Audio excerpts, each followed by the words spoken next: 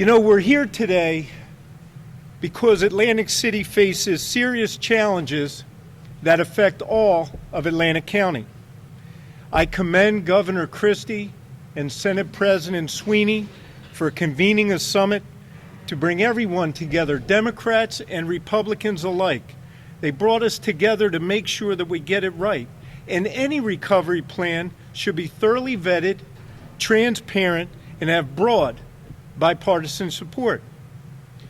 In an effort to work in a bipartisan fashion, I have developed an alternative plan. This plan will be submitted to Mr. Hansen and everyone on the summit for the review and thorough vetting.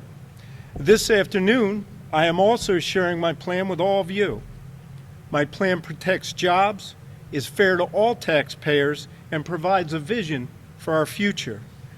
First and foremost, there can be no recovery for Atlantic City if there are North Jersey casinos. Let me be very clear. Any plan to protect the jobs of the hardworking men and women in Atlantic County must clearly and definitively state no North Jersey casinos. All of the studies that have been done so far, they clearly demonstrate that a North Jersey casino may cannibalize up to 60% of New Jersey gamblers that come here to Atlantic City. And it places more than 4,000 families out of work while forcing our property taxes up and our property values down. A North Jersey casino may also take away $45 million from vital programs for our state's most vulnerable, our seniors and our disabled. Any recovery for Atlantic City, any vision for its future, must allow Atlantic City to fully transition into a destination resort before there is even any talk of a North Jersey casino. Secondly, bringing fairness to all taxpayers begins with reducing Atlantic City's budget so all families can afford to live in Atlantic City and Atlantic County. We all agree. The mayor, council, Republicans, Democrats, for too long Atlantic City government has overspent and overgrown its budget without any long-term planning or vision.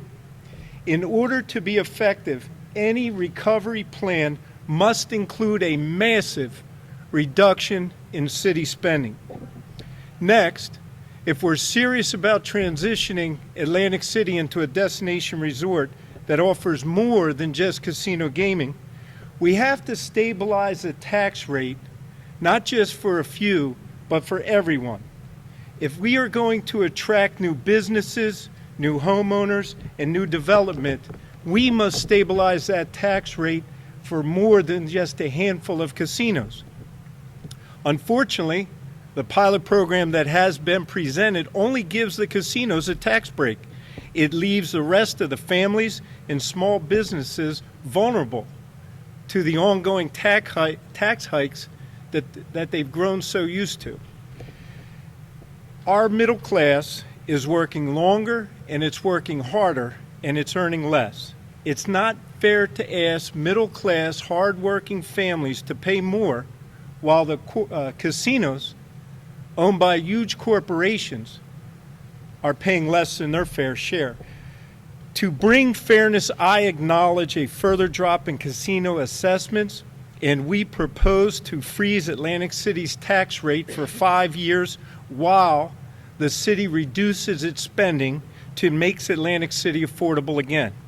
Families and businesses in Atlantic City have already endured a 52% increase in their property taxes over the past 2 years. It isn't fair to bring stability to the casinos and not bring stability to everyone else. Unlike the pilot program, this tax freeze brings immediate stability and relief to all property taxpayers, casinos, small businesses, and the families of Atlantic City. Further, the pilot plan, by only giving the casinos a tax break, will increase the county taxes and leaves a shortfall of over $9 million. I don't believe giving $9 million in corporate welfare to casino executives on the backs of our middle-class working families is the right way to approach the problem.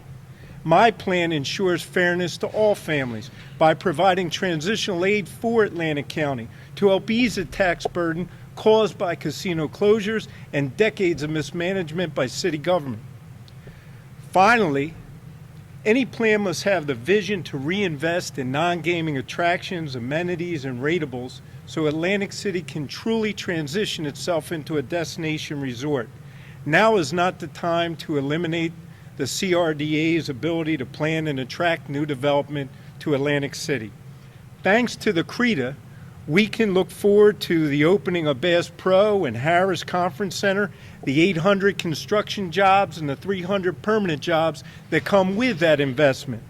We need to allow the CRDA to continue its effort if we're serious about the future of Atlantic City. Also, any plan that is looking to protect the families of Atlantic City, the families of Atlantic County, looking out into the future, must include a marketing plan for Atlantic City.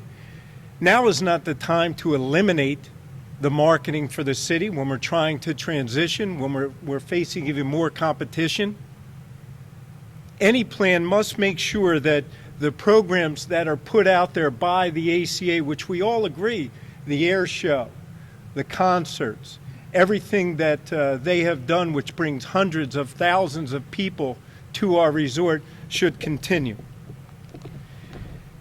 In the end, we all agree that we are facing serious challenges, and working together in a bipartisan manner, trying to find solutions, not solutions for a handful of casinos, but solutions for every hardworking man and woman in this county, should be our goal. And the plan that we have laid out and will continue to lay out is one within which I believe is good for all of us and not just a handful.